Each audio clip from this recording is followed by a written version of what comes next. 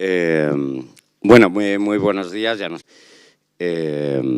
Me toca hablar detrás del gran Jaime Chavarri, lo cual me, me deja en muy mala posición, pero bueno, haremos lo que podamos.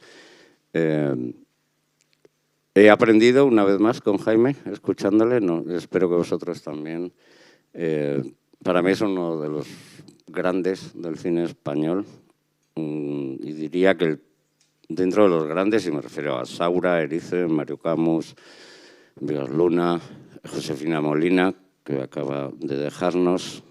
Quiero dedicarle unas bonitas palabras porque es una directora formidable. Etcétera, Berlanga, por supuesto, Jaime, Mario Camus.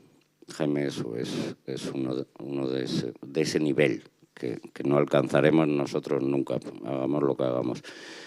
Y además, para mi gusto, tiene una cualidad que es rara avis en el cine español, que es exquisito. Elegante y exquisito, como hace las cosas. Así que eso solo se lo quería decir a mi amigo Jaime. Cuando estaba hablando, estaba yo pensando, claro, de qué hablaros. Realmente lo que yo me considero más dentro del cine es guionista. Que es la parte esa aburrida de que a nadie le interesa de las películas. Pues las películas interesan mucho la alfombra roja, los actores, las estrellas, los rodajes, la situación, pero hay un pequeño detalle que a veces hasta los productores pasan por alto, que es que hay que escribirlas. Y alguien las tiene que escribir porque se cuenta mejor si alguien lo ha escrito antes. Y nuestro de guionistas es escribir estas historias, no solo escribirlas, sino reescribirlas. Y reescribirlas 1000 veces y reescribirlas con notas, porque ahora, siempre, pero ahora más, tú mandas un guión y te devuelven con notas. Notas que normalmente hacen aprendices de guionistas. Es decir, no guionistas consumados. El guionista consumado es el que escribe la película, o la guionista consumada, y hay unos aprendices que han leído el libro de Sid Field, este famoso de cómo se escriben películas, u otro parecido, y entonces te dicen el arco del personaje, el turning point, y todo muy en inglés, además, porque parezca más científico. Y realmente no saben mucho de cómo se cuentan o se deberían contar las historias. Os voy a hablar un poco de mi peripecia en esto, pues yo soy novelista en realidad, pero también soy guionista en realidad. Y yo empecé en esto no por casualidad. Cuando yo era muy pequeño, muy joven, me apunté a un curso que daba Touchstone, que era una filial de Disney en España, de guión, que encontré en el periódico. Y era un cursillo que daban unos profesores de Disney, de esta filial que era, digamos, el cine físico de Disney en aquella época. Unos profesores que venían de Los Ángeles, que eran guionistas, profesoras y profesores. Solo pedían un requisito, era muy barato, tenía un precio simbólico. Parece que eran 100 pesetas en aquella época, ahora eran pesetas. Lo único que pedían es que mandaras un texto para hacer la selección y que supieras inglés, porque las clases eran todas en inglés. En aquella época en España muy poca gente hablaba inglés, con lo cual éramos bastante pocos en el aula. Y ahí empecé yo con la idea, porque me encantaba el cine, de ser guionista. Y ya antes de eso, yo compraba guiones cuando los conseguía, porque no había internet. Ahora la fortuna de internet es que te puedes bajar en PDF y leer en streaming un mogollón de guiones. No todos, pero muchísimos. Es decir, un guión de Cronenberg y te lo sacas y te lo lees. En aquella época era muy difícil conseguir guiones. En 8,5 tenían a veces alguno. Faber and Faber, una colección inglesa, tenía algunos guiones editados, de Paul Schrader, por ejemplo, de Taxi Driver, pero era muy complicado. Bueno, el caso que empecé ahí a trabajar con esta gente y no sé si os interesa el guión, a lo mejor, porque todos queréis ser actores, directores, pero... Ah, vale, perfecto. Tenemos... Bienvenido a la miseria. Bienvenido a la miseria. Como decía mi amigo de hace años, Rafael Alberti, que tuve la suerte de conocerle, no viene al caso, pero me parece divertido, cuando estábamos cenando se acercaba siempre un joven poeta o una joven poeta. Y decía, maestro, maestro, yo también humildemente soy poeta. Y le decía Alberti, muy bien, muchacho, ahí es donde está el dinero. Pues lo de los guionistas es parecido a lo de los poetas. Oh, sí, Dios mío. Bueno, el asunto es que algo que aprendí, por eso voy hasta esas clases de Touchstone y que me ha servido toda mi carrera profesional, que creo que tengo 12 películas producidas, lo cual quiere decir que tengo otras 10 que he escrito y no se han producido, pero como dice Jaime, me las han pagado, porque esa es otra. Yo soy escritor de encargo. Yo no escribo en spec, lo que se llama en especulación en el negocio, ¿no? Y no escribo un guión que es mi obra y mi expresión, lo que yo quiero contar y voy de productora en productora ofreciéndoselo. Porque lo hice de joven. Tenía algún sueño y este guión, y siempre son rechazos. Y dije, no, tengo otra carrera de novelista y digo, pues no. Pero por encargo sí, si el productor tiene ya un libro que ha comprado o tiene una idea o tiene un proyecto claro que él ya quiere financiar, a mí me encargan el trabajo, estipulo mis contratos, como os he dicho antes, siempre en escala, tratamientos, si quieres 2 folios te los cobro, si quieres tratamiento 15 páginas te las cobro y si quieres guión te cobro por cada revisión, por cada draft, y un plus por película producida. El que quiera ser guionista, porque es verdad lo que dice Jaime, es tan precario este oficio que todo el mundo escribe gratis, en un veremos. No, escríbeme luego que el proyecto está muy cerca, pues ya lo ha leído Penélope Cruz. Hay una película muy bonita de Robert Altman que se llama The Player, que todos los que van a proponer un proyecto siempre están diciendo Tom is reading it, que quiere decir Tom lo está leyendo. Y es una frase que va por todo Hollywood para excitar proyectos. Lo está leyendo Tom. Y si Tom Cruise lo está leyendo, parece que eso va a suceder, ¿no? Aquí hay mucho, Penélope lo está leyendo, Bardem es muy amigo mío, mucho timo de este tipo, ¿no? Bardem no necesita tu proyecto ni Penélope, porque ya la llama Ridley Scott, o sea que eso no sucede así. Pero lo que sí aprendí, a lo que me refería, es fuera del oropel y los engaños que hay en este negocio constantes, es la técnica. Aquí el asunto es la técnica, el trabajo. Lo que aprendí con esta gente que me enseñaron, yo creo que muy bien y me sirvió para mucho y de mucho, fue ver las películas como construcciones. No solo como arrebatos de inspiración o de experiencia personal, o yo quiero escribir esto porque quiero mucho a mi madre y esto le pasó a mi madre. O sea, le pasase a tu madre o no le pasase a tu madre, hay una técnica concreta para contar una historia. Y en estos cursos estudiábamos mucho películas fórmula, pero buenas. Me acuerdo que analizábamos Rocky, de arriba a abajo, chorradas como Top Gun, 1, 2, 3 Splash, películas que funcionan y que están bien hechas. Porque una película está bien hecha si consigue lo que pretende. Y una película está mal hecha si no consigue lo que pretende. Entonces, claro, yo luego, cuando he tenido que dar talleres de guión, pues normalmente llegas a un aula y los estudiantes llenos de sueños, pues a uno le encanta Tarkovsky, a otro le encanta Bergman.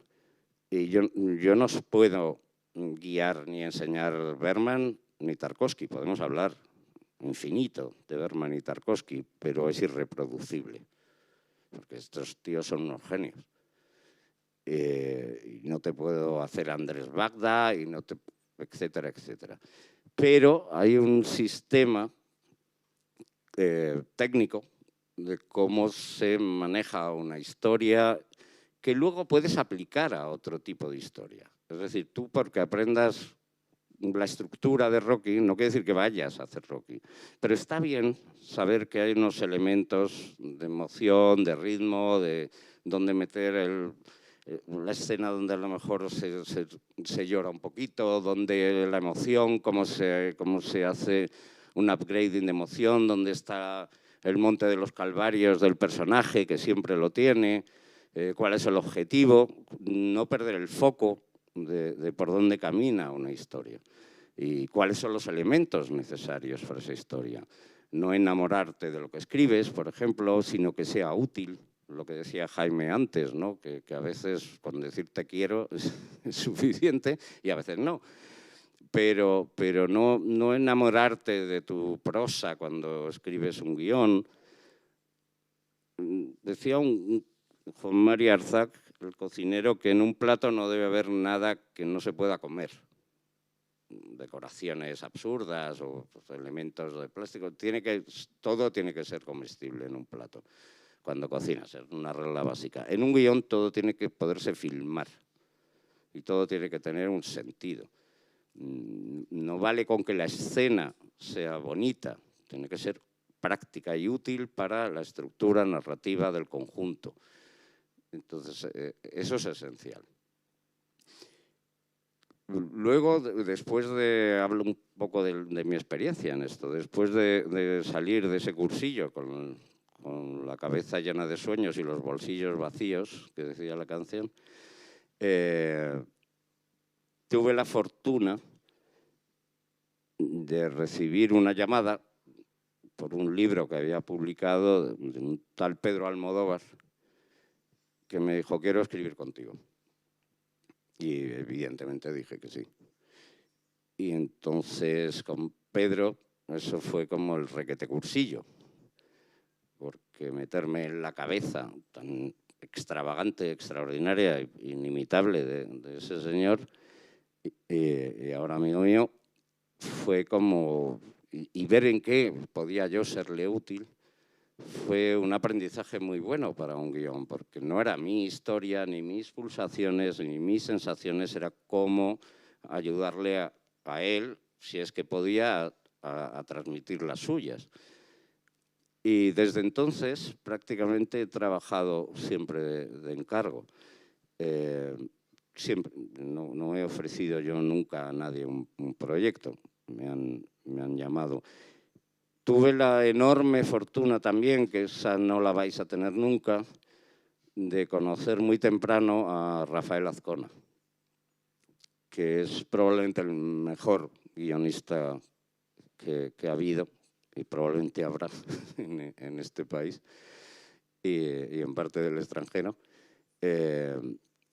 Y con la guía de Rafael, la tutoría de alguna manera de Rafael me ayudó muchísimo.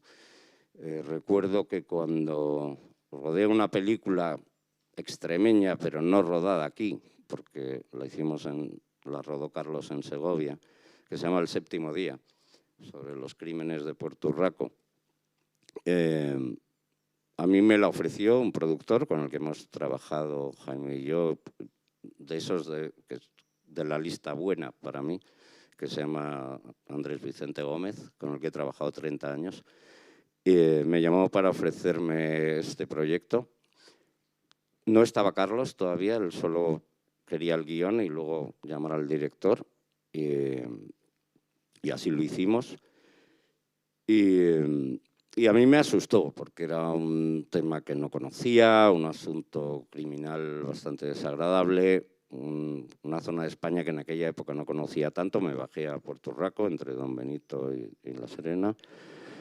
Y indagué, investigué, leí las actas judiciales, todo lo que se había publicado en su día, en la hemeroteca, porque no había internet tampoco en aquella época. Y me asusté por el tipo de película, y eso que no sabía que iba a estar Carlos Saura al frente, que me hubiera asustado más todavía. Y recurrí a mi amigo Rafael Azcona y le dije, Rafael, me han ofrecido esto y no sé si se me hace un poco grande. Y me dijo, Nana, esto es súper fácil, te digo cómo escribo yo las películas. Te vas al Corte Inglés. Él vivía enfrente del Corte Inglés de Raimundo Fernández Villaverde. Y dice, lo que hago yo siempre, me voy al Corte Inglés. Y entre el sótano del parking ese y la planta de oportunidades donde hay dos tirando una faja, está la condición humana. Solo la observas y luego ¿de qué va la película? Si es de romanos, les pones penachos. Si es de vaqueros, les pones sombreritos de cowboy y pistolitas. Dice, pero en realidad es la condición humana. Toda película trata de la condición humana. Y ese consejo para mí he seguido toda mi vida y nunca se lo podré agradecer bastante a don Rafael Azcona. He de decir que como guionista pues, pasan muchas cosas. Una que te timan siempre. Eso ya lo ha explicado Jaime, que te timan aquí o te intentan timar. Por eso yo ya que tengo casi, bueno, 60 años, no casi, 60 años, me faltan unos meses, yo sigo una regla que me enseñó otro gran amigo. He tenido suerte de tener buenos mentores. Barry Gifford, que escribió Los Highway con David Lynch, por ejemplo, o Corazón Salvaje, de David Lynch, es muy amigo mío y cuando yo empezaba me dijo, aquí solo hay una regla para trabajar en cine como guionista. Hasta que no recibas el primer cheque no abras el ordenador. O sea, no escribas nada, no des ideas. No es solo una conversación y dame ideas de plot. No. Tú callado. Y cuando te empiecen a pagar, empiezas a trabajar. Porque es que si no te lían. O sea, cuando te das cuenta has escrito un tratamiento con la ilusión porque te han llevado a comer a no sé qué restaurante, medio mono. Y como estamos muertos de hambre, por contarle que nos den de comer y 2 vinos y no sé qué, pues firmamos a ciegas lo que sea. Y entonces, como ellos saben, los productores que trabajan con unos miserables muertos de hambre, pues abusan de nosotros todo lo que pueden y más. Entonces, ya con la experiencia, pues con agente, yo ya ni tengo agente, o sea, yo ya lo discuto yo directamente, digo que no, y ya está. O sea, como no me des estas condiciones, no lo hago.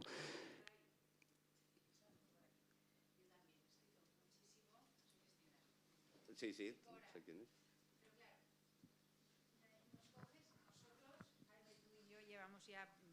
20 años, pero ¿qué les aconsejas a ellos que están empezando? Claro, yo también, o sea, con la ilusión hemos llegado también donde estamos. La ilusión lo mejor es perderla al cuanto antes.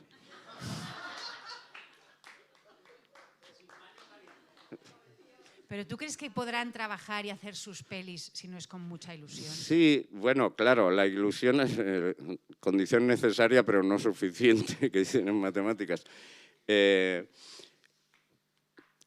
La ilusión si no te conviertes en un iluso.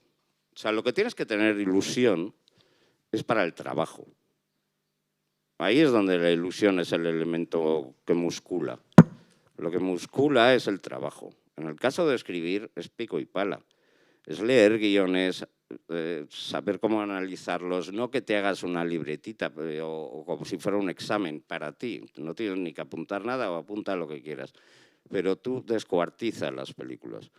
Cuando ves la película, por eso recomiendo siempre, es esencial lo de leer guiones. Porque incluso leer guiones previos a las películas y ver la diferencia entre lo rodado y lo escrito.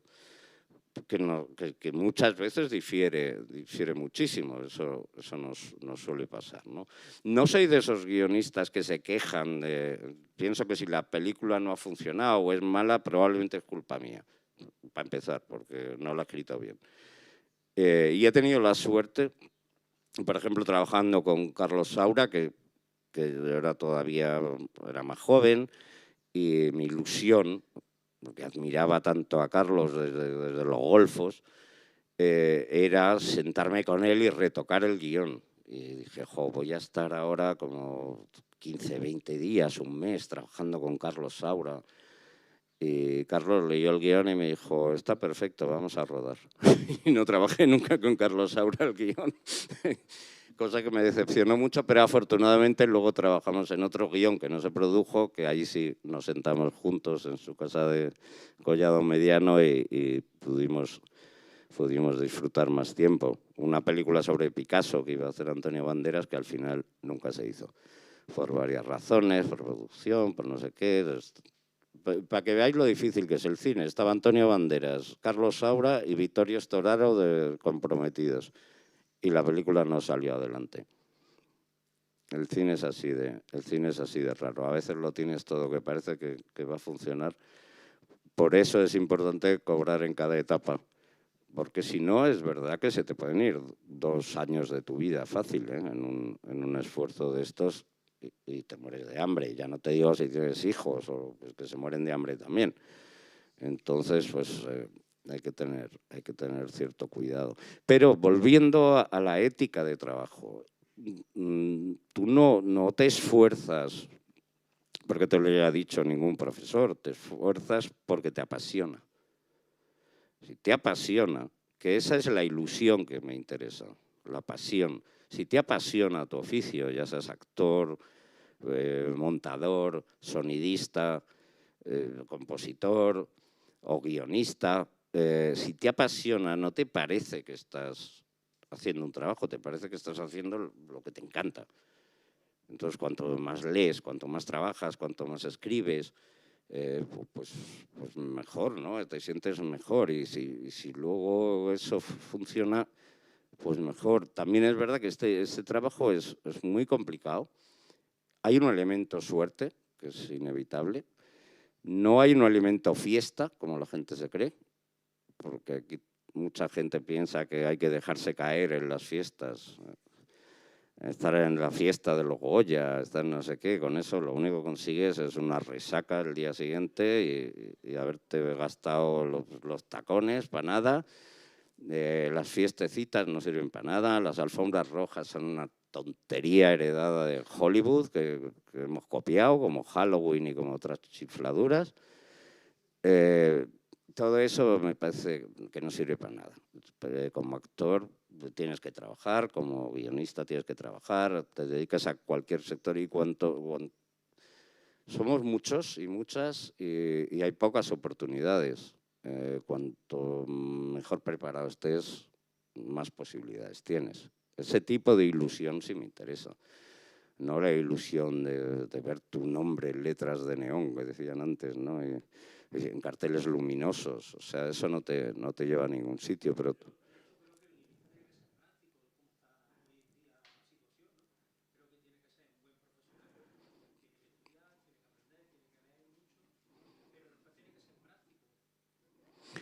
después tiene que ser práctico también. Un claro ejemplo es lo que tú has dicho, ¿no? ¿Qué quieres? ¿Una palabra mía?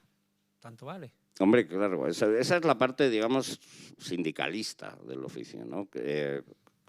Hay un par de sindicatos de guionistas, yo no pertenezco a ninguno, como no pertenezco a la Academia de Cine tampoco, porque sigo la máxima de Groucho Marx, no me fío de un club que me acepte como socio. Entonces, colaboro con la academia, colaboro con los sindicatos de guionistas cuando me llaman, pero no es que les tenga manía, pero no soy miembro de ninguno. Pero hay que ser práctico en lo que tú dices, en la parte sindicalista y sobre todo hay que ser práctico escribiendo. Claro. Escribir un guión es una guía. Un guión es una guía para un rodaje, no es la película. No te puedes enamorar de tu manera de escribir. Tienes que ponerlo muy concreto, muy seco. Por eso a la gente se le hace muy difícil leer guiones. Otra cosa, voy saltando de una cosa a otra, pero una máxima de este negocio, todos los productores dicen que saben leer guiones. No sabe casi ninguno. se aburre muchísimo, es una lectura antipática.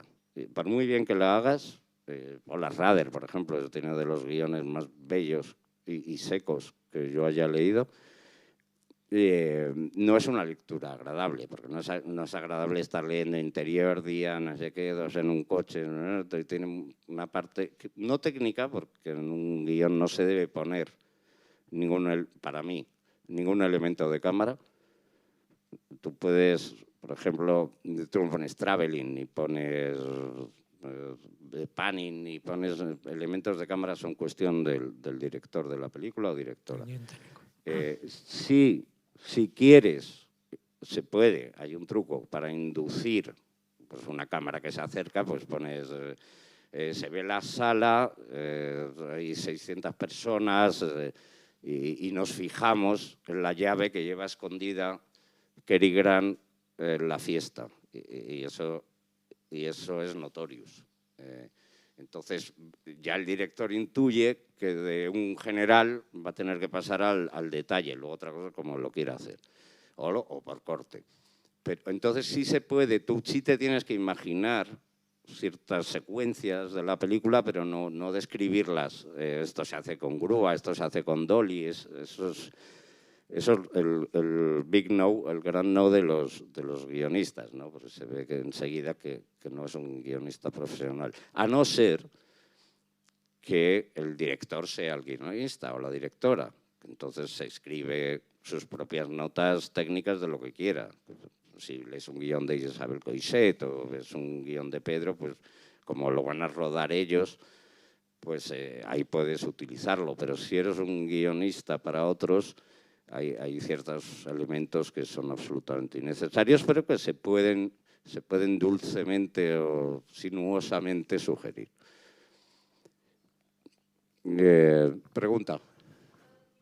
Sí, claro.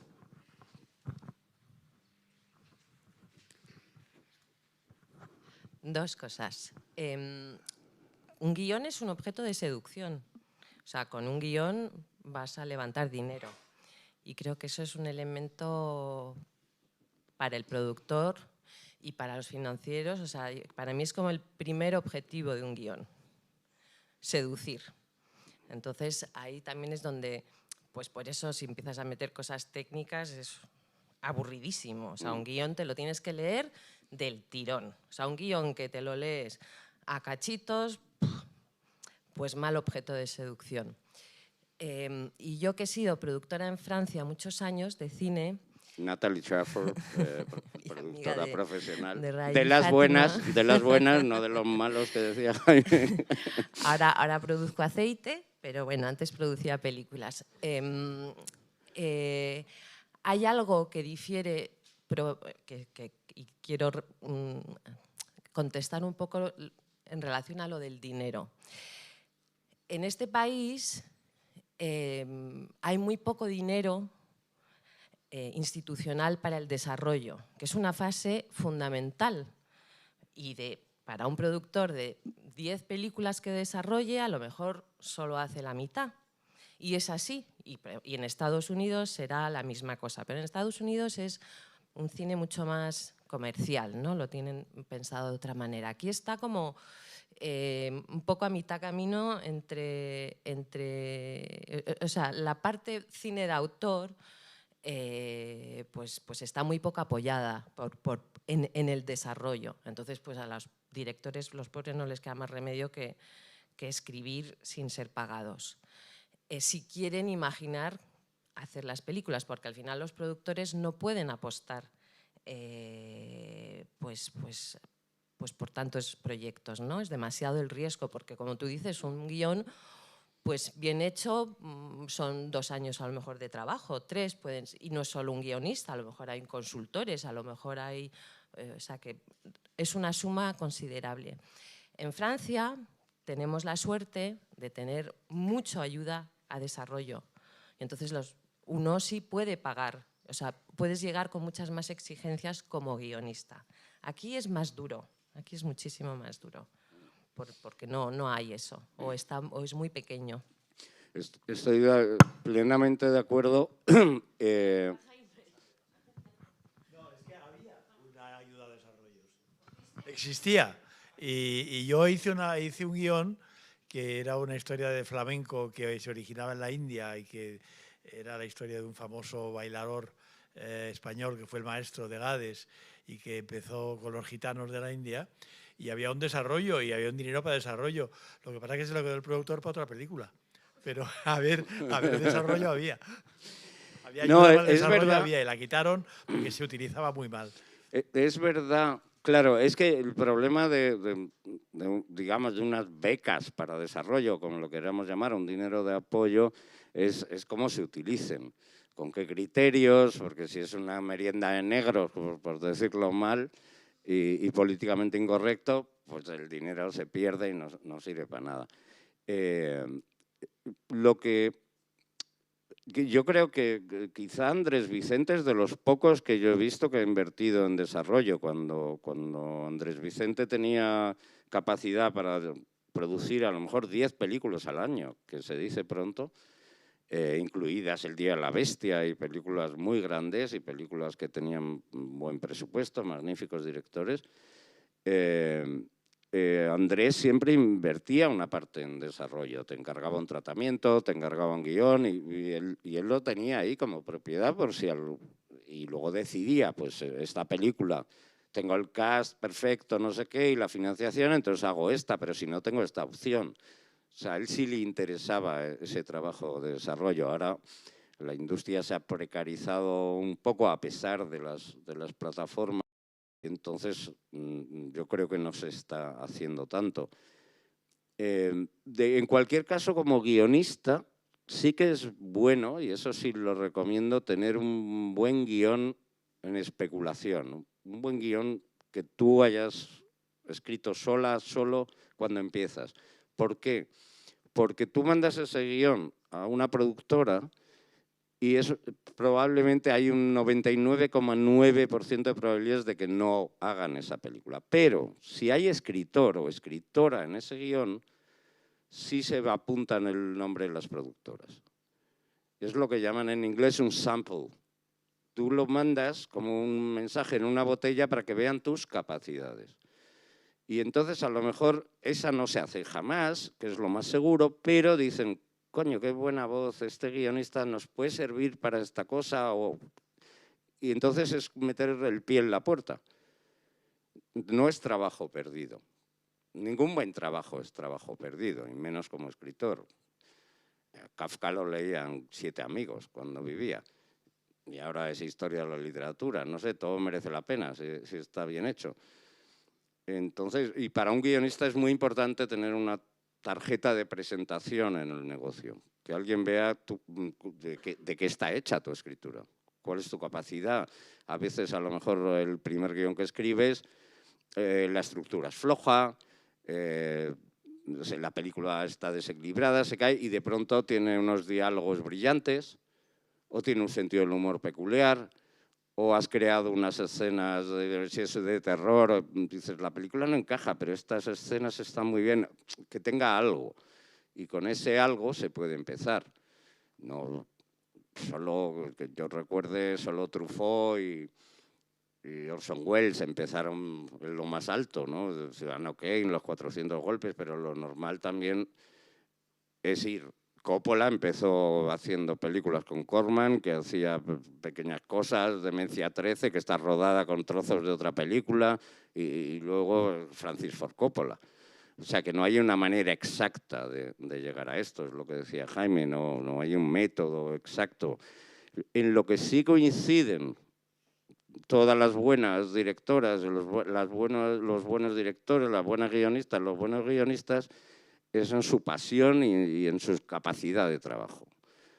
Y eso para mí es la clave de todo esto. Ha habido, fíjate, ahora afortunadamente hay más mujeres en el negocio, pero si uno mira el Hollywood antiguo, también las había. Tú te miras los créditos de muchas películas clásicas y hay mujeres guionistas. Ida Lupino tenía su propia productora, era una magnífica directora, una magnífica guionista. O sea, que siempre ha habido. Lo que diferencia la cosa, es matarse por ello. Esto es como todo, hay 100.000 corriendo. Y cuanto menos corran, menos posibilidades. Y ese es el tipo de ambición que me interesa, no la ambición de que te den un premio, la ambición de un Oscar. Hay películas que les han dado el Oscar que luego las miras y dices, pues esto es una mierda. Y hay películas que no tienen Oscar que son maravillosas, y joyas igual. Hay películas que no están ni nominadas que son a veces mejores que una que gana. Seguro, eso es muy subjetivo, pero yo lo pienso. Bueno, y si piensas en Oscar, es evidente, ¿no? Hay años que ha ganado Shakespeare in Love y a lo mejor estaba otra película, La delgada línea roja, de Terrence Malick, y te gana una peliculilla en el fondo de Hollywood, más o menos bien hecha, con Gwyneth Paltrow muy mona, pero que no va a pasar a la historia. O Braveheart, que tampoco me parece a mí como... Y así hay cientos. Porque enseña el culo Mel Gibson. Pues muy bien, pero tampoco... Está bien hecha, no digo que no, pero que no sé si es el mejor cine. Entonces todo es muy relativo. La cosa esta es... como le decían a Errol Flynn en aquella película que hacía de boxeador, dice, ¿tú has venido a boxear o a poner posturas? Pues si nos dedicamos al cine, pues es mejor dedicarnos al cine que poner posturas o que pensar en entelequias. Perdona, ¿te puedo hacer una pregunta? Es que no sé si vas a terminar ya o no. Cuando me calléis. Perdóname, yo no me sé tu carrera, tu vida entera. Es decir, tengo unas cuantas preguntas para hacerte, pero sobre todo la primera, desde que has empezado a hablar, has hablado de que has tenido buenos amigos, buenos mentores. ¿Siempre has estado así o ha habido en algún momento en el que has tenido que coescribir pues con gente que... Porque de alguna manera sobresale que todo ha sido como medio triunfo a la hora de escribir. Te lo digo porque yo estoy coescribiendo con 1 millón de personas en general, cada uno con sus propias experiencias y demás, y Te quería preguntar sobre el proceso de escritura en el sentido de, ¿hay un punto en el que la gente es profesional y a poco que digas, mira, esta frase no puede estar aquí, no vamos a poner, por ejemplo, tiros de cámara? ¿Eso puede llegar a pasar? ¿O sigues teniendo esa conversación hasta que tienes 60 años? No, es difícil y lo que tú dices de triunfo para nada. He tenido la suerte de tener trabajo y de que me llamaran para proyectos, algunos muy frustrantes. He trabajado también con productores con los que no me he entendido o proyectos que se han derrumbado por la mitad. O sea, no todo, ni mucho menos. Y películas que a mí que he hecho que me gustan y que luego han fracasado en taquilla, que esa es otra cosa. Pero lo que no he hecho mucho es escribir con otros, eso es verdad. No he estado en el room ese donde escriben muchos a la vez. Lo he hecho alguna vez, lo he hecho con Pedro, por ejemplo, lo hice porque era lógico, pues te llama un director de ese tamaño. Ahora estoy haciendo una, pero por afinidad y amistad, y que es con Agustín Díaz Llanes. Pero nunca he estado en series, por ejemplo, donde hay equipos de escritura. Esa experiencia no la tengo. Lo más parecido a equipo que hice fue una película que no salgo en los créditos, pero que escribí o coescribí, porque me hicieron un buy me out. ¿Sabes lo que es un buy me out en el negocio? Que te pagan por irte. Porque el otro guionista prefiere quedarse solo con el crédito y entonces como tienes un contrato pues te pagan un plus, pues dicen, ¿te importa firmarla? Dicen, no, realmente no, si me pagan más dinero me voy. Es un buy me out, como lo llaman. Y fue una película de dibujos animados que se llama Planeta 51. 51 la llamaron al final, ¿no?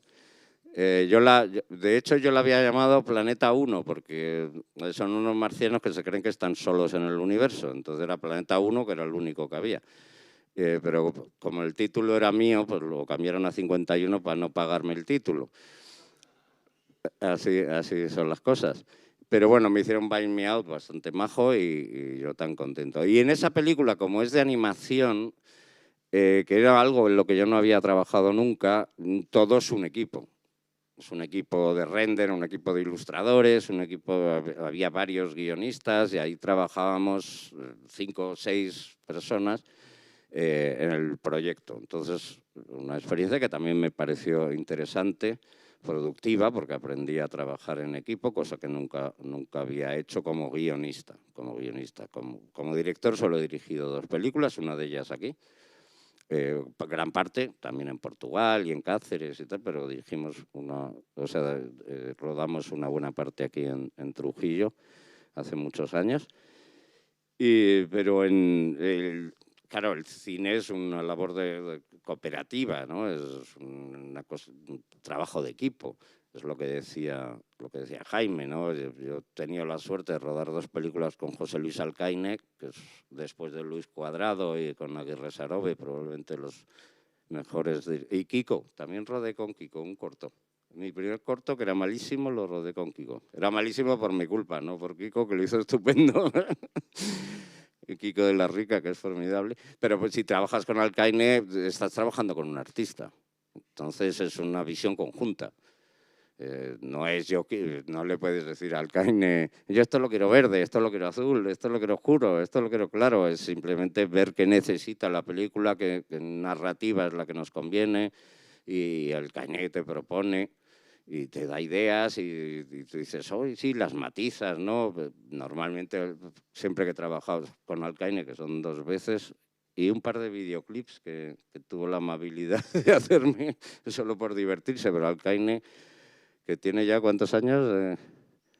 Pues debe estar cerca de los 90, y sigue trabajando, y muy bien, y sí aprendí de toda la nueva tecnología. Ahora es puntero en la cámara digital, cuando ha rodado toda su vida en cine y ha talonado en cine y se lo ha aprendido todo, y sigue trabajando muy bien, y es una persona que si no tiene una cámara delante, yo creo que no puede existir. O sea, tiene que rodar todos los días. Y si no está rodando una peli, está rodando 3 anuncios a la vez. O sea, es un caso de locos y un amor. Pero claro, estás trabajando con artistas. Ahora voy un poco a lo poco que sé de dirección. Cuando trabajas con actores también es igual. Los actores sois instrumentos muy distintos. No ya que seáis guitarras, oboes, pianos, cimbales, sino que no hay 2 cimbales iguales, ni 2 pianos iguales. Entonces cada uno requiere una manera, y cuando están en conjunto requiere una manera de trabajar todas esas personalidades en un conjunto.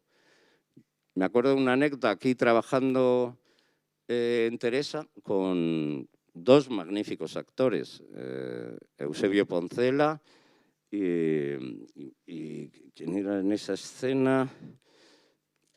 No me acuerdo si era Ángel de Andrés, con el que tú también has trabajado, o Manolo Solo, y Eusebio, al cual algunos recordaréis de Arrebato, por ejemplo, que es un actor maravilloso, es Johnny, como se hace llamar a sí mismo, y llama a todo el mundo, por cierto, porque él es Johnny y llama a todo el mundo Johnny. Es muy de primera toma. Es un actor que dice, yo me lo tengo ya en la cabeza, hace así con los pies y dice, primera, segunda toma, que si no lo pierdo, que si no lo pierdo. Y en cambio hay actores de calentamiento. Hay actores que es en la tercera, cuarta toma, quinta, cuando van haciéndose con la escena, con lo que necesitan para esa escena. Y cuando se te cruzan uno de primera con uno que es más de fuego lento, es complicado. Es complicado porque si tienes plano contra plano es más fácil, porque uno hace su cosa y el otro hace la suya y sacas lo mejor de los 2. Pero como están en el mismo plano, se te empiezan a cruzar los ritmos. Y entonces cuando uno se está poniendo bien, el otro dice, en este caso Eusebio dice, Johnny, lo he perdido. Lo he perdido. Pero lo tenía. Sí, pero es que a la tercera se me va. Y entonces son matices, ¿no? No hay 2 escenas iguales, no hay 2 actores iguales.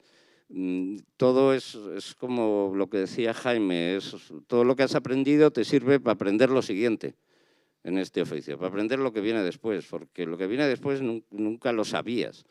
y tienes que reaccionar, sobre todo como director. Lo bueno de los guionistas es que como estamos solos en un cuarto y nadie nos mira y fumando un cigarrillo tras otro, en mi caso, y esperando a darle a la tecla a ver si se nos ocurre algo, pues ahí afortunadamente dentro del desastre tienes el control. Perdón, te voy a hacer otra pregunta de guión. Entonces, dentro de que no hay fórmulas, porque no hay fórmulas para nada prácticamente, cuando estabas hablando de la supervivencia o miseria de los guionistas en el cual vienen y te dicen, bueno, tengo 5 euros para darte por este guión y tú necesitas esos 5 euros,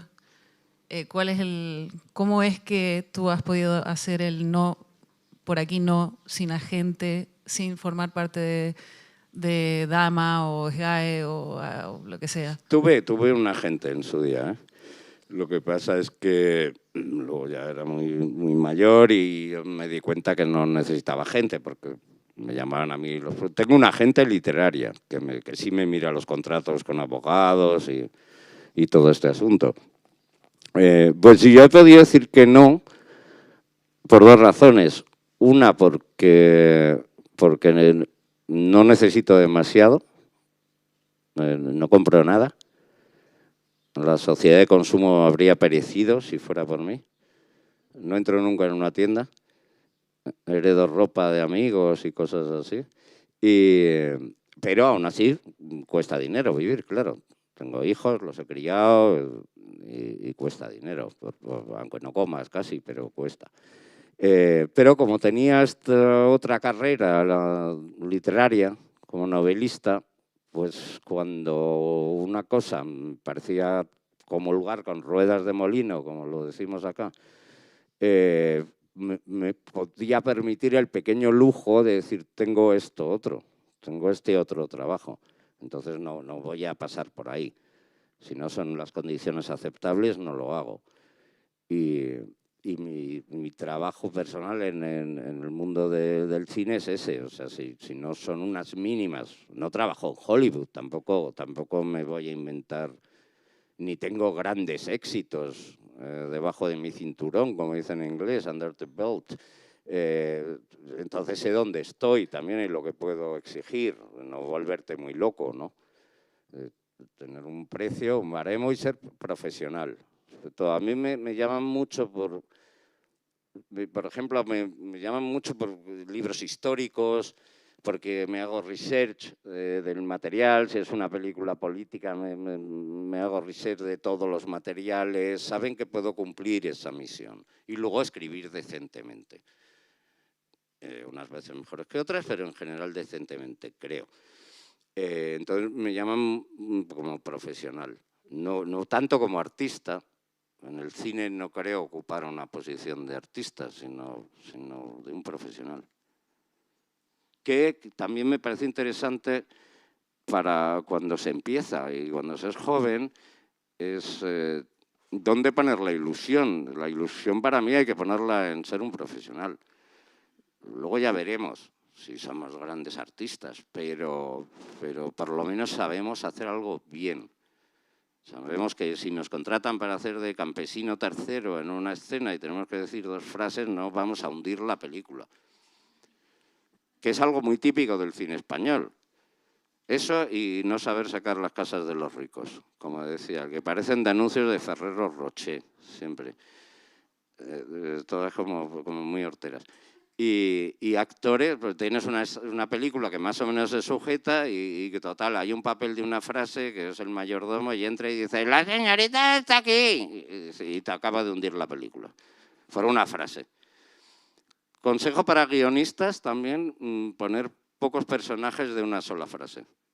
Porque son complicadísimos de hacer un cast. Porque necesitas un buen actor y para 3 perras que le vas a pagar no lo vas a conseguir. Y al final vas a meter a tu primo de Murcia y te va a hundir la escena.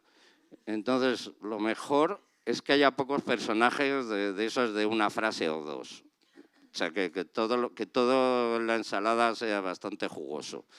No repartir muchos pequeños papelitos que luego no consigues actores nunca para eso.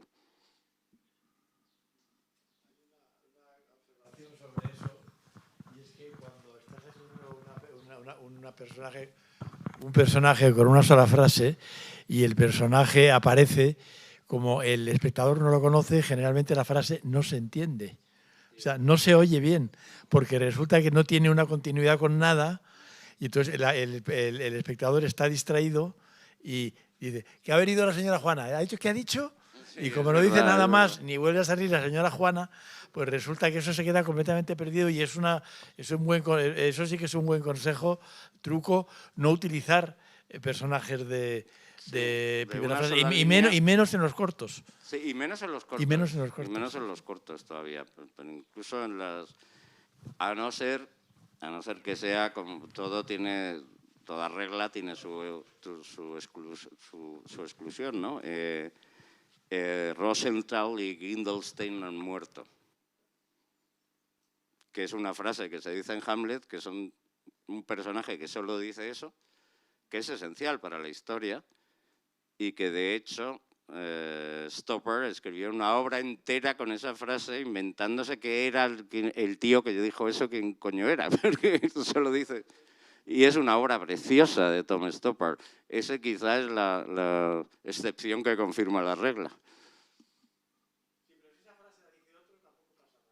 No, tampoco se puede. Claro, si estás en una película se la distribuyes a otro, en realidad. Lo que pasa es que en teatro es distinto porque los actores doblan personajes. Claro. Entonces tú tienes un mismo actor que te hace, de esas frases te hace a lo mejor 6. Y algunas como hombre, otras como mujer y otras como caballo parlante, porque los actores hacen swinging.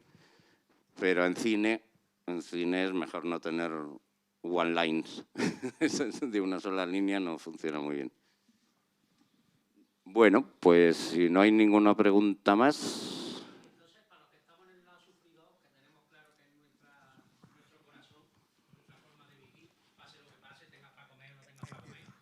¿Sabes? Que sería mi caso, por ejemplo, a mí me da igual llegar a final de mes que no llegar a final de mes, porque me identifico contigo porque no tengo mucho consumo, la sociedad tampoco, ¿sabes? No tengo muchas necesidades, vivo con poco, ¿no?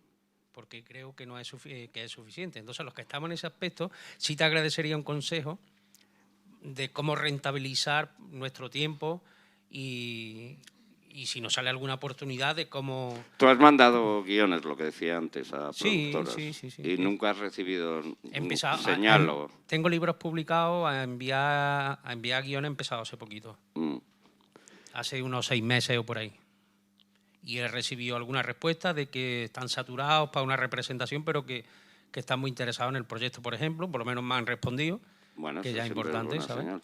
Y bueno, de momento no sé nada más, ¿no? Pero yo estoy ahí, en la mía, he dejado mi oficio, me dedico solo a escribir, gracias a mi mujer, ¿no? Y entonces, pues mi mujer cree en mí, yo también creo en mí, y ese es mi camino.